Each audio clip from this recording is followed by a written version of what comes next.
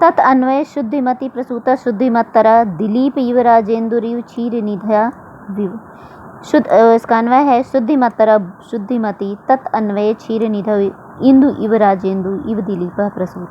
कह रहे शुद्धिमत्तर शुद्धि मति वाले, शुद्धिमति शुद्ध विचार वाले, शुद्ध बुद्धि वाले, शुद्ध विचार वाले, तत् अन्वय उनके कुल में क्षीर निधव इंदु इव क्षीर सागर में जैसे इंदु का चंद्रमा का प्रतिबिंब बिल्कुल स्वच्छ दिखाई देता है, वैसे ही राजेंदु इव दिलीप प्रसूत राजाओं में इंदु के समान, चंद्रमा के समान राजा दिलीप उत्पन्न हुए। प्रसूत मतलब उत्पन्न हुए या पैदा हुए। अगला श्लोक देखते हैं। आकार सदृश प्रज्ञा प्रज्ञया सदृशागम आगमय सदृशारंभ आरंभ सदृश्योदय। अन्वय देखते हैं। आकार सदृश प्रज्ञा प्रज्ञया सदृशागम आगमय सदृश आरंभ आरंभ सदृश उदय च। आकार सदृश आकार के समान ही, सदृश मतलब समान ही, प्रज्ञा मतलब उनके पास बुद्धि थी, जैसा उनका शरीर था वैसे से शरीर से वो सुंदर थे, वैसे ही उनकी बुद्धि भी बहुत ही प्रखर थी, तेज थी। प्रज्ञा सदृश आगम और अपनी बुद्धि के समान ही वो आगम करते थे, अपना व्यवहार करते थे। आगमय सदृश आरंभ और आगम मतलब होता है शास्त्र, अपनी बुद्धि के समान ही वो शास्त्रों का ज्ञान करते थे या ज्ञान अभ्यास करते थे। आगमय सदृश आरंभ और जैसा वो शास्त्रों का ज्ञान करते थे, ज्ञान रखते थे, उसके बारे में जानने का प्रयास करते थे, वैसी ही उनके पास जो है वो ज्ञान प्राप्त होता था, वैसा ही उन्हें फल का आगम होता था। आगम मतलब प्राप्त होना। अगला श्लोक देखते हैं। प्रजानामेव भूत्यर्थम स ताभ्यो बलिम गृहीत सहस्र गुणम उत्सृष्टुम मा दत्ते ही रसः रवि। कहते हैं प्रजा नाम, अन्वय देखते हैं। सह प्रजा नाम एव भूत्यर्थम ताभ्य बलिम अग्रहीत ही रवि सहस्र गुणम उत्सृष्टुम रसम आदते। कह रहे हैं कि सह वह, सह किसके लिए? राजा दिलीप के लिए। वह राजा दिलीप प्रजा नाम एव भूत्यर्थम प्रजा के लिए ही, उनकी भूत्यर्थ मतलब उनके लिए ही, अर्थ मतलब धन इकट्ठा करते थे, भूत्य मतलब जीव, उन जीवों के लिए ही वो धन इकट्ठा करते थे, जो प्रजाजन थी उनके लिए ही वो धन का संग्रह करते थे। ताभ्य बलिम अग्रहित और उन्हीं के लिए वो उनसे कर लेते थे। ठीक उसी प्रकार ही माने क्योंकि या उसी प्रकार जैसे रवि सहस्र गुणम उत्सृष्टुम रसम आदत्ते, जैसे सूर्य जो है वो 1000 गुना उत्सृष्टुम मतलब उत्पन्न करके देने के लिए ही रसम आदत्ते इस धरती से रस लेता है, अर्थात इस धरती से जो जल ग्रहण करता है उसको 1000 गुना बना करके वृष्टि के रूप में, बारिश के रूप में वो इस धरती को देता है। वैसे ही राजा दिलीप जो थे वो प्रजा से जो भी धन लेते थे उसको कई गुना करके वो प्रजा के ऊपर ही खर्च करते थे।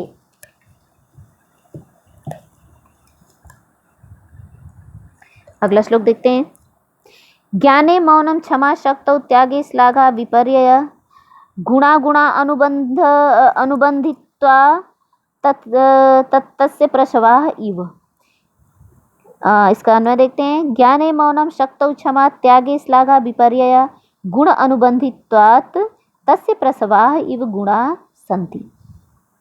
ज्ञाने मौनम क्षमा शक्तौ, ज्ञान पाने के लिए वो मौन रहते थे, अर्थात कम बोलते थे।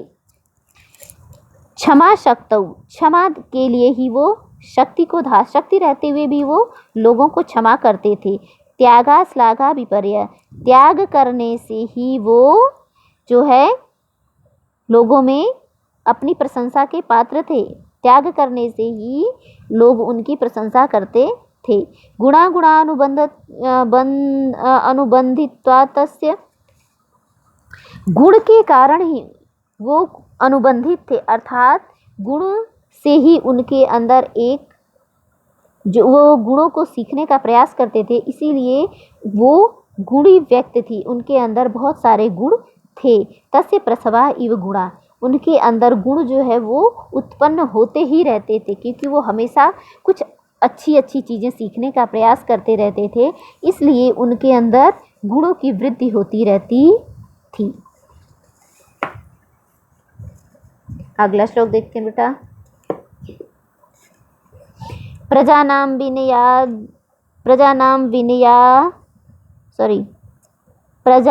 विनयाधानाद्र क्षणाद भरणादपि स पिता पितरस्तासाम केवलम जन्म हेतवः।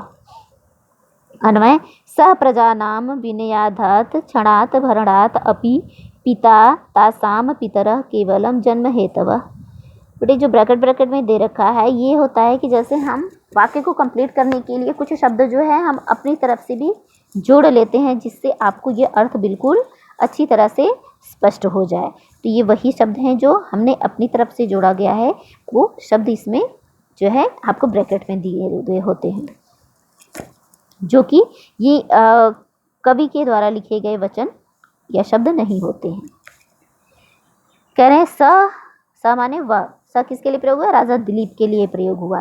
प्रजा नाम विनयाधात, प्रजा के लिए, प्रजा में विनयाधात विनय आदि की शिक्षा देने के लिए, रक्षणात् भरणात् उनके रक्षण के लिए, उनका भरण पोषण करने के लिए ही पिता तासाम पिता के समान थे, पितरा केवलम जन्म हेतवः जो उनके अपने पिता थे, जन्मदात्री पिता थे, वो तो सिर्फ जन्म देने के लिए थे। कह रहे हैं कि वह राजा दिलीप प्रजा में विनय उत्पन्न करते थे। विनय आदि, विनय, धैर्य, साहस और त्याग, एक दूसरे की रक्षा करना, एक दूसरे का भरण पोषण करना, ये सभी कार्य जो है राजा दिलीप अपनी प्रजा के लिए करते थे। और ये सभी कार्य किसी भी व्यक्ति के लिए उसका पिता करता है, इसलिए सभी प्रजा के लिए राजा दिलीप पिता के समान थे। जो उनके तासा मतलब उनके अर्थात प्रजा के जो अपने पिता थे वो तो सिर्फ जन्म हेतव जन्म देने के लिए पिता थे, अर्थात जन्मदात्री पिता थे, और भरण पोषण करने वाले पिता राजा दिलीप थे। अगला श्लोक देखते हैं बेटा। देशो अपि सम्मतः शिष्टस्तस्यार्तस्य यथा औषधम त्याज्यो दुष्ट प्रियो अप्य आसीद अंगुलीर वोक्षगता। कह रहे हैं द्वेष अपि सम्मतः शिष्ट तस्य आर्तस्य औषधम यथा दुष्ट प्रिय अपि आसीत उर्गक्षता अंगुली इव त्याज्य। अन्वय कर लेने पे बेटा हमें अर्थ करने में आसानी होती है। कह रहे हैं द्वेष अपि जो द्वेष करने वाले हैं, जो दुष्ट बुद्धि वाले हैं, जो बुरे विचार वाले लोग हैं, सम्मतः शिष्ट तस्य आर्तस्य उनसे वो सम्मत से अर्थात उन पर वो विचार करते थे कि इनके साथ कैसा व्यवहार करना है।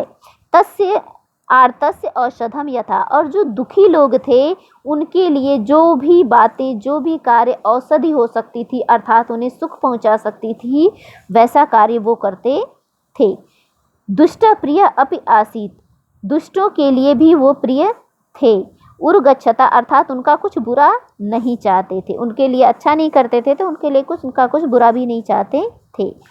उर्गच्छता अंगुली युव त्याज्य लेकिन उन्हें दुष्ट लोगों को वो ऐसे ही त्याग देते थे जैसे उर्गच्छता अंगुली युव, जैसे सर्प के काट देने पर अंगुली को शरीर से बिल्कुल अलग किया जाता है, वैसे ही वो दुष्ट लोगों को अपने से अलग रखते थे।